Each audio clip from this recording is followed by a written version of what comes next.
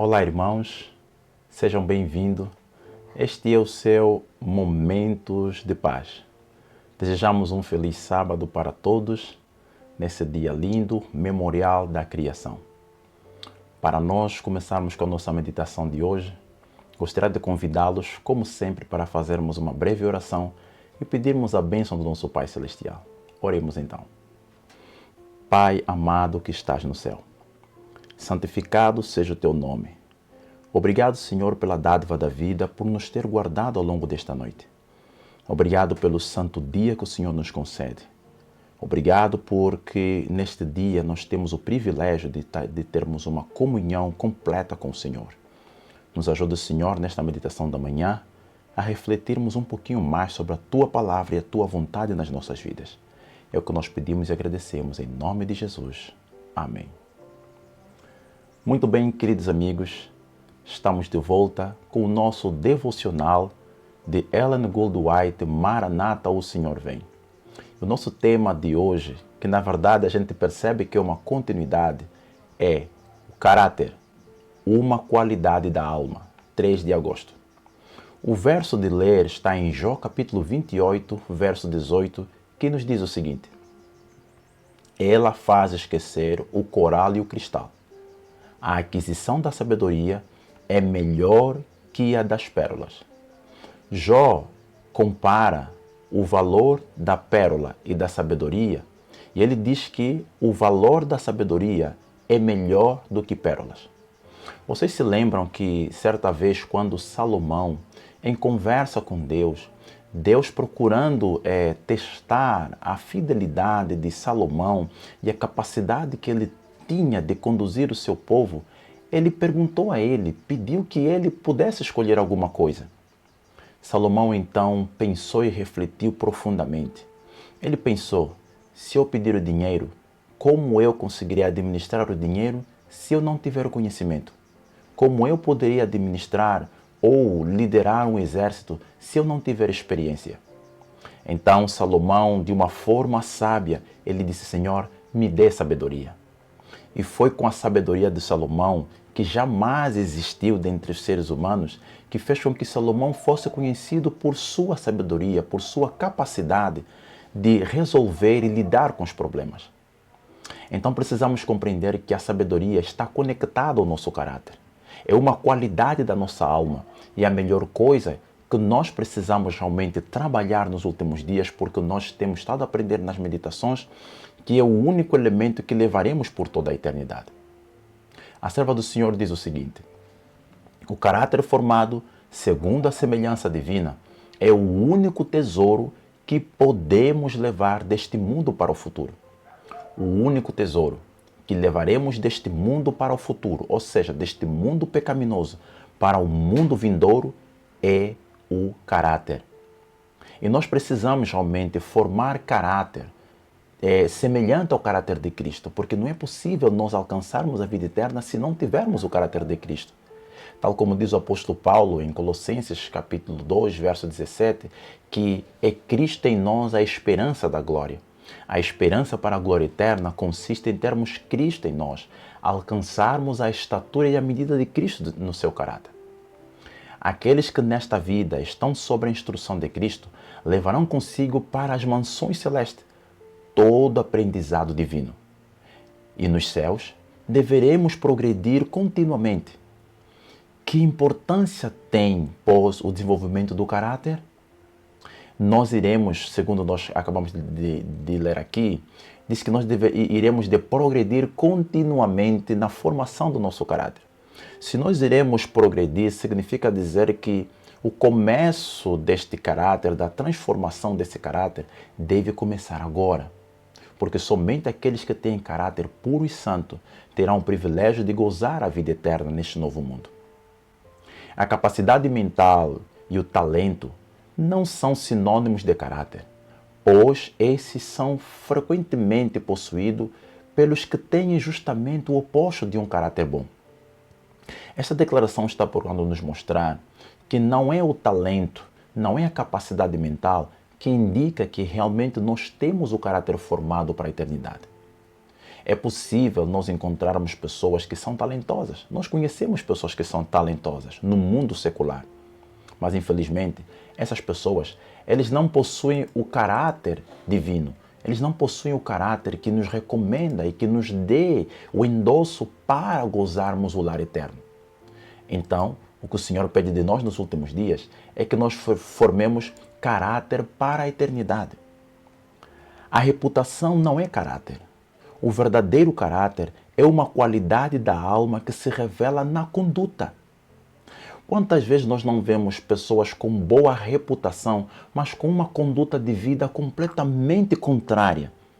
Uma conduta de vida corruptora, mas ele procura demonstrar nas pessoas com uma boa reputação. Então nós não devemos confundir que reputação é aquilo que nós exteriormente mostramos para as pessoas. É aquilo que é o nosso contato, o nosso dia a dia com as pessoas. E muitas vezes a gente está mais preocupado em desenvolvermos uma boa reputação e não estamos preocupados com a formação do caráter. Então nós precisamos, não é da formação do exterior, mas precisamos do interior. Por quê? Porque o caráter, ele se revela pela conduta de vida. A conduta de vida é o indício daquilo que é realmente o nosso caráter, daquilo que realmente nós somos. Nós sabemos que existem pessoas, principalmente no mundo político, eles dizem ser uma coisa, mas na realidade são outra. E hoje o mundo ficou relativizado com a seguinte palavra: faça o que eles dizem e não o que eles são. Mas na realidade o que nós dissemos deve corresponder exatamente com aquilo que nós somos. Senão, na realidade, isso demonstra claramente que nós somos pessoas falsas e não verdadeiras. O bom caráter é um capital mais valioso do que a prata e o ouro. Não é afetado por crise nem fracasso.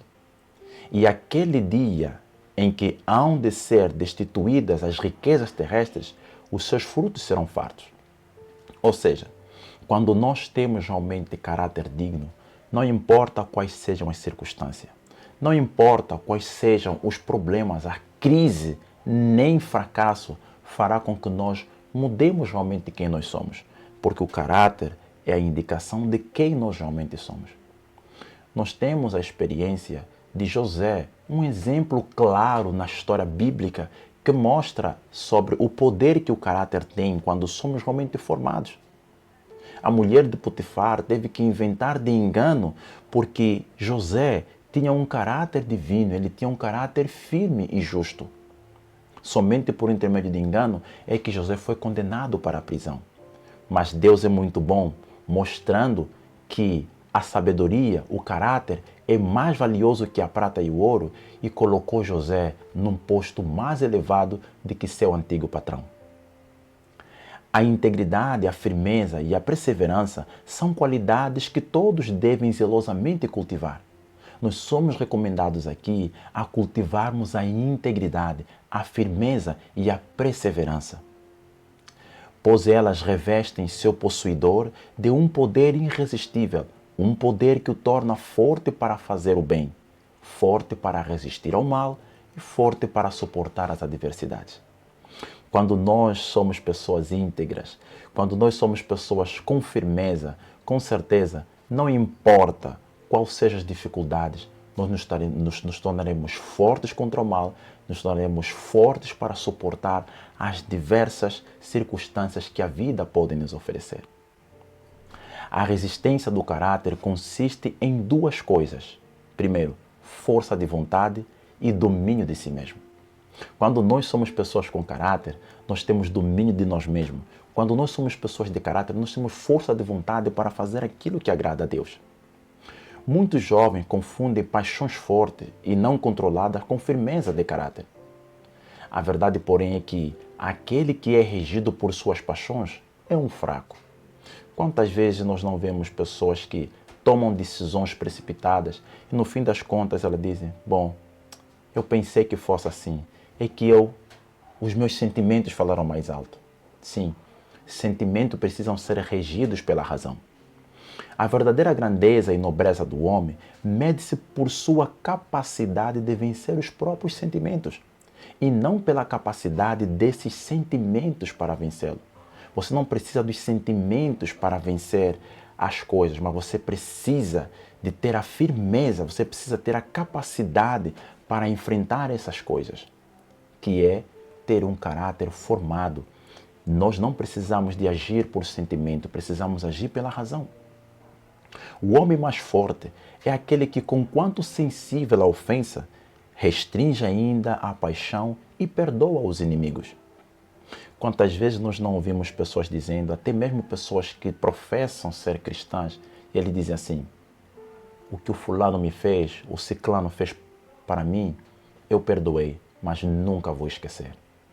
E quando somos admoestados pelo conselho divino, Cristo diz: amai os vossos inimigos. Não aborreçam, mas amai os vossos inimigos. Dizei bem daqueles que vos dizem mal. Orai pelos que vos maldizem. O reino de Deus, ou o reino do contrário, não é semelhante ao reino de Satanás. Mas muitas vezes, por não termos Cristo em nós, por não termos a formação do caráter divino, ainda somos levados a uma prática contrária ao caráter de Cristo.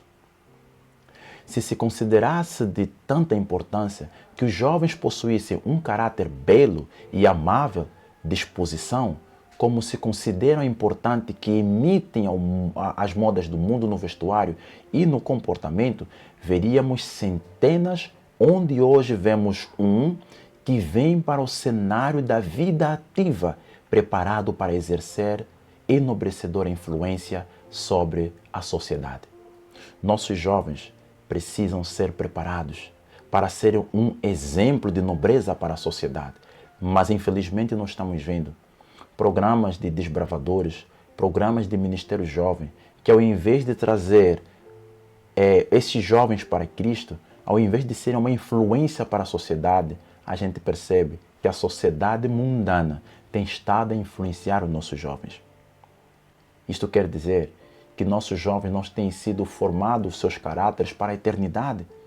E nós vimos ao longo destes dias que Paulo diz que o mesmo Deus de paz nos santifica em tudo, em nosso corpo, espírito e alma. Todo o nosso ser precisa ser consagrado para Deus. E isto significa formação de caráter. Que nós possamos buscar esta formação do caráter, que é mais importante do que o tesouro terreno, pois ela é a qualidade mais importante na vida. Que nós busquemos o caráter de Cristo dia após dia e que neste sábado possamos ainda, ao nos aproximarmos mais de Deus, rogarmos pela transformação do nosso caráter e atingirmos o caráter de Cristo em nossa vida. Que Deus possa nos abençoar e vamos agradecer a Deus com uma oração. Pai eterno, Pai da glória, nós te agradecemos por estes breves momentos que o Senhor nos concedeu estarmos aqui. Abençoe cada um dos teus filhos que está assistindo esta meditação. Abençoe, Senhor, cada um dos teus filhos que nesta hora está em adoração, louvando o teu nome, bendizendo o teu nome, Pai amado. Que o Senhor restaure a nossa vida, transforme o nosso caráter e conceda-nos o caráter de seu amado Filho, que é a única condição que nós levaremos por toda a eternidade. Perdoa os nossos erros, as nossas decisões baseadas em sentimentos e não nos princípios. Guarda-nos no seu amor, é o que nós pedimos e agradecemos em nome de Jesus. Amém. Que o Eterno continue abençoando a todos vocês e, se o Senhor nos permitir, estaremos de volta para mais um Momentos de Paz. Até o nosso próximo encontro.